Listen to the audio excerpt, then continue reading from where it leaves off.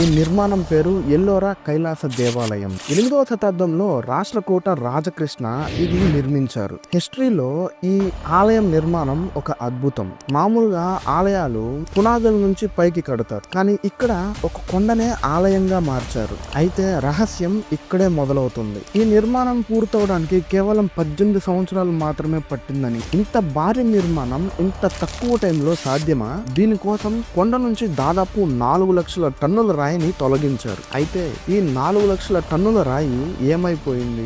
ఆ టైంలో ఉన్న ఈ సాధారణ పరికరాలతో ఇంతటి పనిని చేయడం అసాధ్యమని కొంతమంది నిపుణులు చెప్తూ ఉన్నారు. దీని నిర్మాణం యొక్క ఖచ్చితత్వం ఎవరి ఊహకి అందదు. ఇంకోసారి దీన్ని చూస్తుంటే ఈ నిర్మాణానికి ఒక అడ్వాన్స్ టెక్నాలజీని యూజ్ చేస్తారని కూడా అనిపిస్తుంది. కొంతమంది చరిత్రకారులు ఈ అడ్వాన్స్ టెక్నాలజీ లైక్ లేజర్ టెక్నాలజీని యూజ్ చేసి ఈ రాక్ కటింగ్ చేశారని కూడా అంటుంటారు. అయితే 8th సెంచరీలో ఈ రాక్ కటింగ్ టెక్నాలజీ ఎలా సాధ్యమైంది? ఈ ఆలయం నిర్మించడానికి వాడిన అంతటి జ్ఞానం ఒక సాధారణ మానవుడిదైతే కాదు. ఒకవేళ ఈ టెక్నాలజీని పూర్వంలో ఎవరైనా అడ్వాన్స్డ్ టెక్నాలజీ యూజ్ చేసిన వాళ్ళ దగ్గర నుంచి నేర్చుకున్నారా? ఒకవేళ దీని వెనకాల ఏలియన్స్ ఏమన్నా ఉండొచ్చా? ఆలయం నిర్మాణం యొక్క పద్ధతి ఈ రోజుకి ఒక పజిల్ లాగే ఉంటుంది. ఈ అద్భుతం భారతీయ శిల్పకళ వైభవాన్ని చాటుతుంది. కానీ దీనికి వాడిన విధానమే ఒక అద్భుతమైన రహస్యం. చరిత్ర దీని వెనకాల ఉన్న నిజాన్ని ఎందుకు దాపెట్టింది? మరెన్నో ప్రశ్నలకి